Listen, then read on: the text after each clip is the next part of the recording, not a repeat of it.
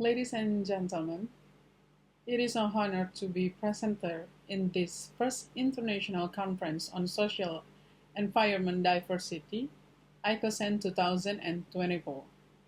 I am Steffi Marian as the first author. This paper title is The Urgency of Discretionary Power by Regional Heads to Achieve Equitable Public Service Policies. This is present for the Icosend 2024. Our team consists myself, Sukamto Satoto, Faisal Akbar, and Avila.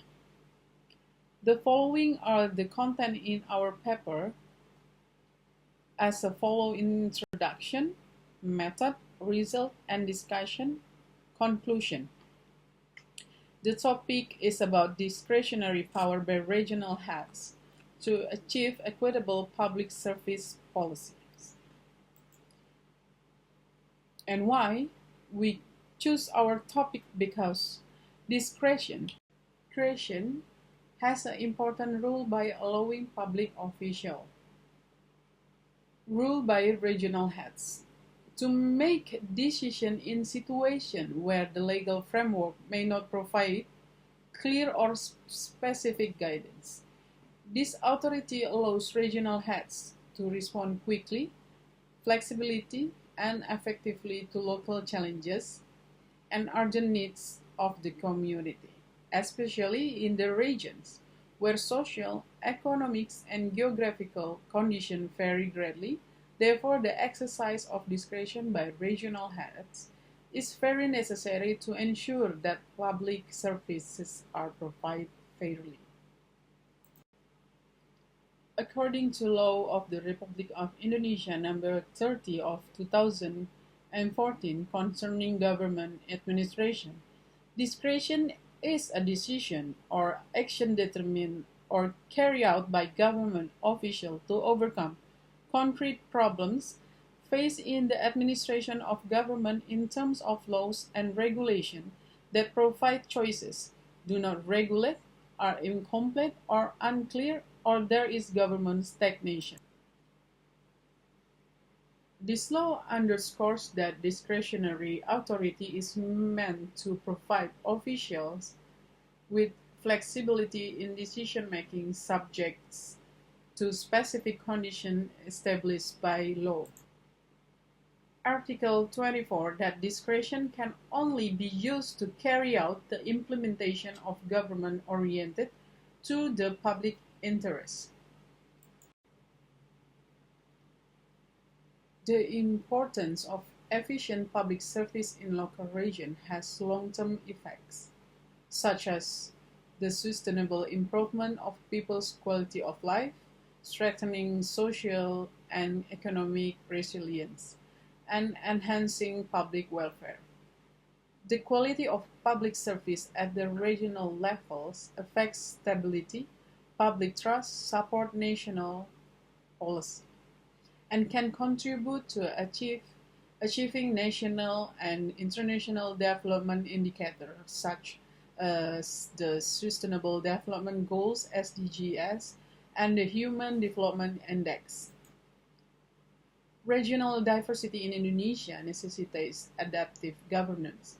The varied characteristics and conditions of different regions in Indonesia require a flexible approach to government.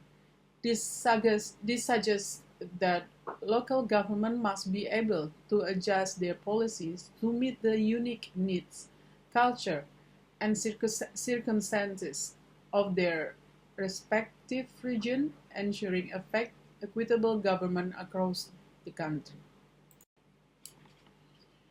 Based on the provision of Article 1, number 9 above, the discretion has two forms, namely decision or action. The decision explained to in these provisions is government administrative decision called state administrative decision.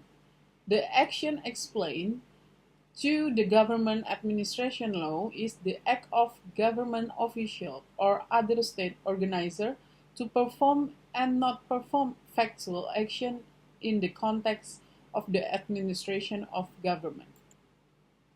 They are difficult in detecting discretionary policies carried out by regional head, even though they have been implemented several times in decision or discretionary action.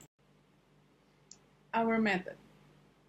The research method used is a normative legal research method, which is conducted as an effort to obtain the data needed in the connection with the problem. The data used are secondary data consisting of primary legal materials, secondary legal materials, and tertiary legal materials. Our result and discussion. Discretionary power allows regional heads to address unique regional issues effectively. Restriction include restriction in terms of the subject of public law position and in terms of aim and objectives. Restriction on legal subject are regulated by Article 22, Paragraph 1 of Law Number 30 of 2014 as follows. Discretion can only be carried out by authorized government officials. Discretion implemented by regional heads in Indonesia has been applied in various provinces and regencies, cities, to improve facilities, public service access, administrative service to meet local service standards, to ensure equal access to available resources and opportunities. Regional leaders have the power to implement policies directly for the benefit of the community. For instance of discretionary action by regional head, Joko Widodo, as a mayor of Surakarta, Jokowi used his discretionary power to relocate street vendors from public areas to designated markets. Ridwan Kamil, as a mayor of Bandung, discretionary action, Kamil used discretionary power to revitalize public space in Bandung, creating parks and improving infrastructure without waiting for lengthy legislative processes. 3. Risma Harini as mayor of Surabaya. Risma used her discretionary power to transform Surabaya into a cleaner and greener city. Anies Baswedan, as a governor of Jakarta, he took discretionary measures to stop the controversial reclamation project in Jakarta Bay, arguing that the development would harm the environment and disadvantage local fishermen. Ganjar Pranowo, as a governor of Central Java, Ganjar took a step to streamline bureaucratic process in Central Java, reduce corruption, and implement public service innovation like the Lapor Gubernur program, which allowed the public to report problems directly to governor's office via social media.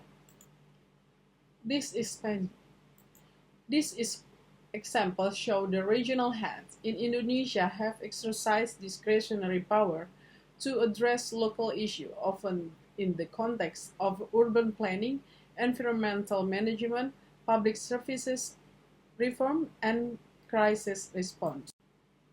Discretionary powers held by regional heads play a crucial role in shaping public service policies that are equitable to needs of diverse communities.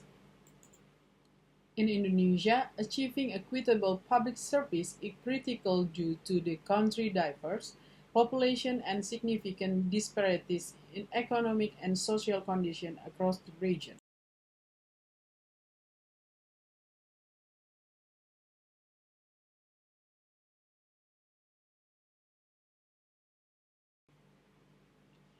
Our conclusion: this approach to only enhance public service delivery but also foster a resilient governance structure that can adapt to unique challenges and opportunities of each region.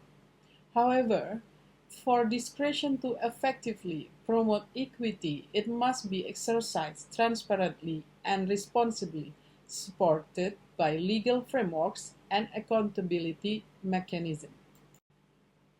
That's all for my presentation. Thank you very much for your great attention.